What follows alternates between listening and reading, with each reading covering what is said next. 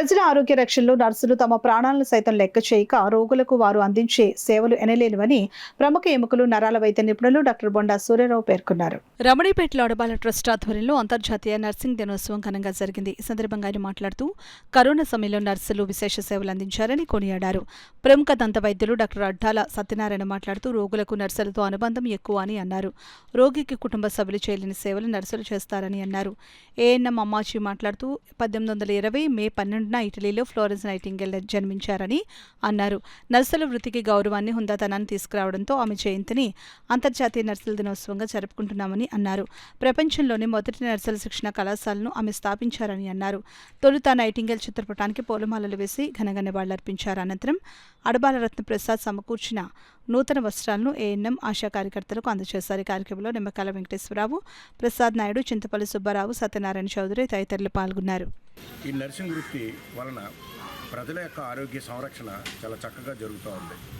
ఈ మార్పు జరగడానికి కారణమైనటువంటి ఫ్లోరెన్స్ నైటింగేల్ ఆవిడని మనం గుర్తు తెచ్చుకోవాలి. ఆవిడ చాలా సంపన్న కుటుంబంలో పుట్టినప్పటికీ ఆవిడ నర్సు ద్వారానే, అంటే ప్రజలకు సేవలు చేయడం ద్వారా, రోగులు శుశ్రూషలు చేయడం కొరకే ఆవిడ డాక్టర్ అవ్వగలిగి కూడా నర్సింగ్ వృత్తిని ఎంచుకుని మరి చాలా సాధ్యమైనటువంటి యుద్ధరంగంలోకి వెళ్ళి, అర్ధరాత్రి యుద్ధరంగంలోకి వెళ్ళి క్షతగాతులు ఎక్కడెక్కడున్నారో గుర్తించి ఒక దీపాన్ని తీసుకుని ఆ వెలుగులో, ఆ వెలుతురులో వారిని గుర్తించి వారిని హాస్పిటల్లో చేర్చి శుశ్రూషలు చేసి మరి గొప్ప మహనీయులు అయింది. అటువంటి వృత్తిలో చేరినటువంటి వీళ్ళందరికీ కూడా ఈ అంతర్జాతీయ దినోత్సవ నర్సు దినోత్సవ శుభాన్ని తెలియపరుస్తూ వీరు కూడా ఆ రకంగా ఆవిడలాగే పేరు తెచ్చుకోవాలని, ఈ వృత్తిలో మరి ఎంతో గొప్ప ఎత్తుకు ఎదగాలని, వీరు కూడా చేసే దాంట్లో వృత్తిలో రక్షణ కన్నా వీరు చేసే త్యాగం కూడా చాలా ఉంది. ఎందుకంటే రోగులను శుశ్రూషలు చేసే విధానంలో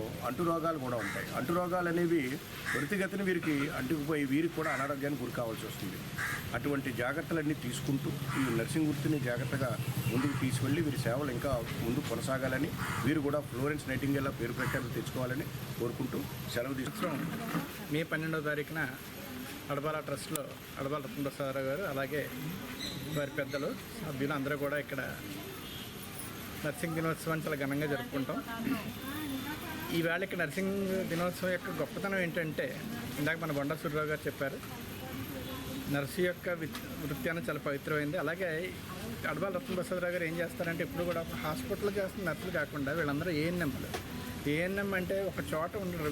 వీళ్ళు ప్రతి చోటకి గ్రామాల్లో వెళ్ళి ఎవరైతే ఇబ్బందులు ఉన్నారో వాళ్ళందరికీ కూడా వీళ్ళు స్వాంతం చేకూరుస్తారు. సో అటువంటి వీళ్ళ హాస్పిటల్లో ఉండే నర్సింగ్ వృత్తి కంటే కూడా వీళ్ళు ఇంకా గొప్ప వృత్తిలో ఉన్నారు.